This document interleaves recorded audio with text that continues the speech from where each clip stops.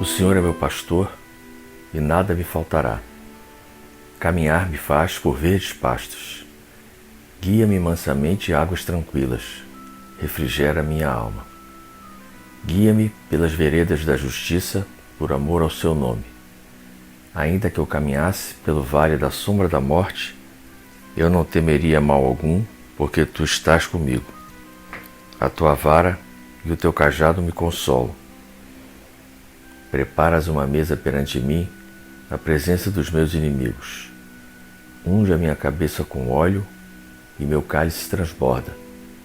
Certamente que a bondade e a misericórdia me seguirão todos os dias de minha vida, e eu habitarei a casa do Senhor por longos dias. O Senhor é meu pastor e nada me faltará. Senhor Jesus, auxilia-nos a compreender mais, a fim de que possamos servir melhor, já que somente assim as bênçãos que nos concedes podem fluir, através de nós, em nosso apoio e em favor de todos aqueles que nos compartilham a existência. Induze-nos à prática do entendimento que nos fará observar os valores que porventura conquistemos, não na condição de propriedade nossa, e sim por manancial de recursos que nos compete mobilizar no amparo de quantos ainda não obtiveram as vantagens que os felicitam a vida. E ajuda-nos, ó Divino Mestre, a converter as oportunidades de tempo e trabalho com que nos honrastes em serviço aos semelhantes, especialmente na doação de nós mesmos, naquilo que sejamos ou naquilo que possamos dispor, de maneira a sermos hoje melhores do que ontem, permanecendo em Ti, tanto quanto permaneces em nós, agora e sempre. Assim seja. Pai nosso que estás no céu, santificado seja o vosso nome. Venha a nós o vosso reino. Seja feita a vossa vontade, assim na terra como no céu. O pão nosso de cada dia nos dai hoje. Perdoai as nossas ofensas, assim como nós perdoamos a quem nos tem ofendido. Não nos deixeis cair em tentação, mas livrai-nos do mal. Ave Maria, cheia de graça, o Senhor é convosco. Bendita sois vós entre as mulheres. Bendito é o fruto do vosso ventre, Jesus. Santa Maria, Mãe de Jesus, rogai a Deus por nós, pecadores, agora e na hora de nossa morte. Amém. Senhor da vida, estamos aqui, mais uma vez, unindo as nossas preces, a fim de elevarmos a nossa frequência vibratória e recebermos o concurso da corrente franciscana, das falanges brancas do universo e dos orixás que comandam a CFA. Pedimos a Francisco de Assis, a Miguel Arcanjo e ao Caboclo Tupinambá, nosso guia-chefe, que nos abençoe e nos fortaleça, para que continuemos a seguir o Evangelho do nosso Mestre Jesus. Rogamos a Maria Santíssima pela paz no mundo, sobretudo entre as nações em guerra, não importam os motivos. Que ela derrame a sua luz azul sobre todos os líderes políticos e religiosos, para que todos nós, irmãos que somos, filhos do mesmo Pai, possamos viver em harmonia e trabalharmos pela transformação do nosso planeta, que nos dá a oportunidade de redenção e evolução. Pedimos pela paz no Brasil, no Rio de Janeiro, nos nossos lares e nos nossos corações. Que possamos trocar os nossos anseios individuais pela caridade em favor de tantos que ao nosso redor enfrentam duras provas e expiações, sobretudo as crianças, abandonadas, maltratadas, famintas, que são nossos irmãos recém-chegados ao campo de provas da vida material. Que os trabalhadores da vida maior os amparem e lhes deem forças. Pedimos pelas crianças da creche Santa Clara e pelos irmãos que ajudam a mantê-la e aos projetos sociais da CFA. Que as nossas preces envolvam a todos os nossos entes queridos, encarnados e desencarnados. Por Cristo, com Cristo e em Cristo, agora e sempre. Obrigado, Senhor.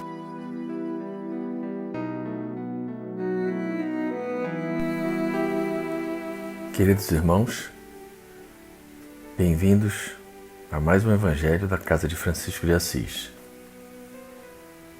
Hoje nós temos o capítulo 13 do Evangelho. Não saiba a vossa mão esquerda o que dê a vossa mão direita. O óbolo da viúva. Estando Jesus sentado defronte do gasofilácio, a observar de que modo o povo lançava ali o dinheiro, viu que muitas pessoas ricas o deitavam em abundância. Nisso veio também uma pobre viúva que apenas deitou 2 pequenas moedas do valor de 10 centavos cada uma. Chamando então seus discípulos, disse-lhes: Em verdade vos digo que esta pobre viúva deu muito mais do que todos os que antes puseram suas dádivas no gasofilácio, pois que todos os outros deram do que lhes abunda, ao passo que ela deu do que lhe faz falta. Deu mesmo tudo o que tinha para o seu sustento. Essa passagem é do Evangelho de Marcos, no capítulo 12, versículos 41 a 44. Muita gente deplora não poder fazer todo o bem que desejara, por falta de recursos suficientes. E se desejam possuir riquezas, dizem, para lhe dar boa aplicação. É sem dúvida louvável a intenção e pode até ser sincera em alguns. Dar-se-á, contudo, seja completamente desinteressada em todos? Não haverá quem, desejando fazer bem aos outros, muito estimaria poder começar por fazê-lo a si próprio, por proporcionar a si mesmo alguns gozos mais, por usufruir de um pouco do supérfluo que lhe falta, pronto a dar aos pobres o resto?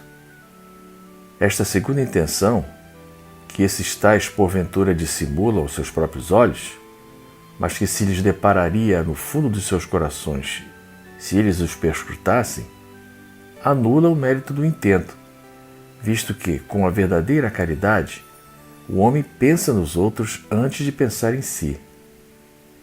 O ponto sublimado da caridade, nesse caso, estaria em procurar ele, no seu trabalho, pelo emprego de suas forças, de sua inteligência, de seus talentos, os recursos de que carece para realizar seus generosos propósitos.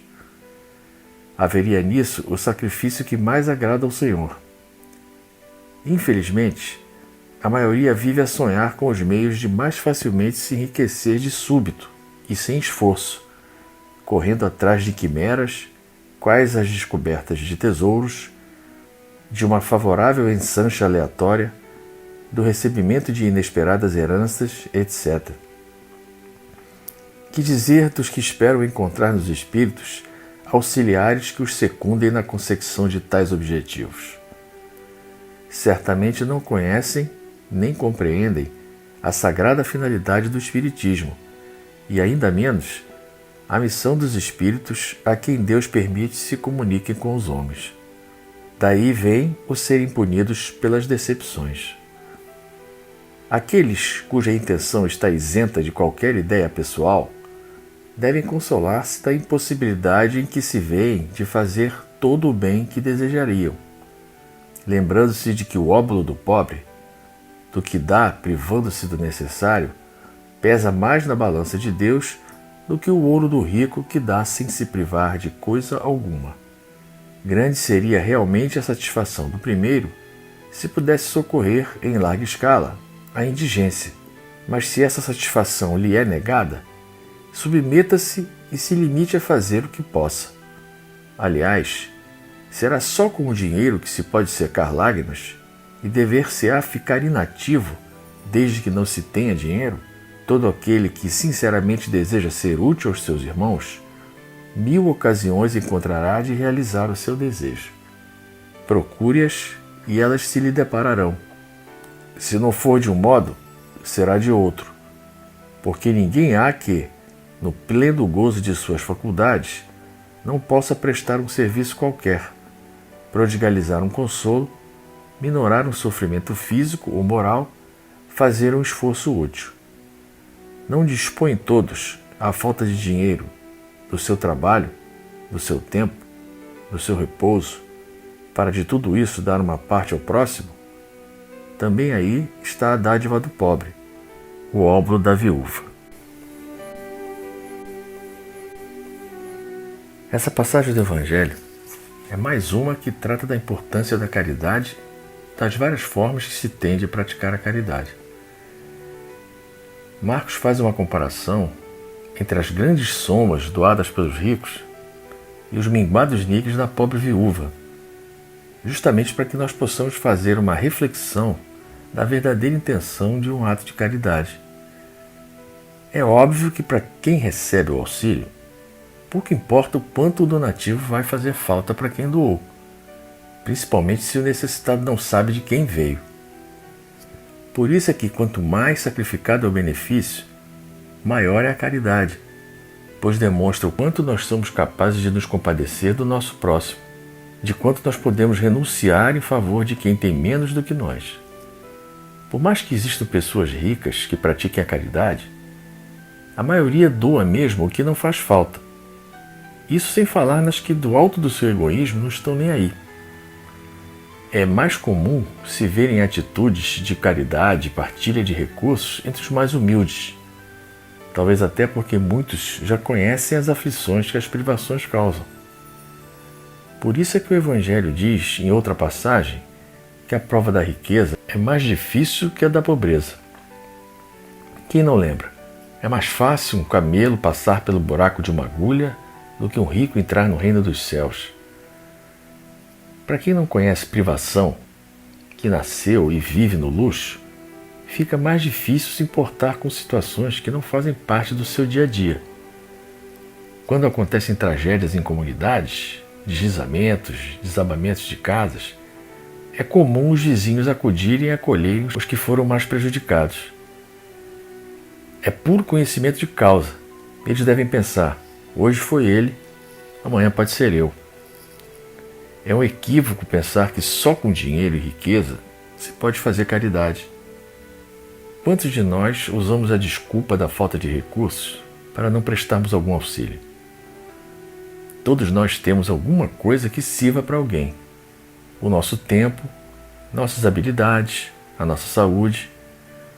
Podemos visitar doentes, idosos, brincar com crianças, ensiná-las, participar de mutirões de limpeza, construção, distribuição de alimentos e roupas e também, e não menos importante, disponibilizar a nossa mediunidade e a nossa energia anímica para que os guias espirituais possam aliviar o sofrimento dos nossos irmãos desencarnados. Ninguém é tão rico que não precise de alguma coisa, nem tão pobre que não possa doar algo de si. Até porque, como disse Francisco de Assis, é dando que se recebe. Bom, meus irmãos, acho que fica aí a reflexão para que nós nos conscientizemos que não precisamos ser ricos e poderosos para prestarmos o auxílio aos nossos irmãos mais necessitados.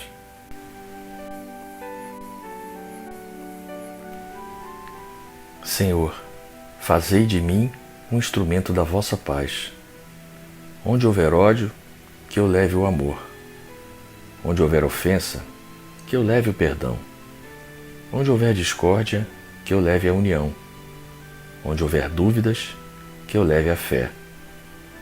Onde houver erro, que eu leve a verdade. Onde houver desespero, que eu leve a esperança. Onde houver tristeza, que eu leve a alegria. Onde houver trevas, que eu leve a luz. Ó Mestre, fazei que eu procure mais consolar que ser consolado, compreender que ser compreendido, amar que ser amado, pois é dando que se recebe, é perdoando que se é perdoado, e é morrendo que se vive para a vida eterna. Que a paz de Deus permaneça sempre em nossos corações.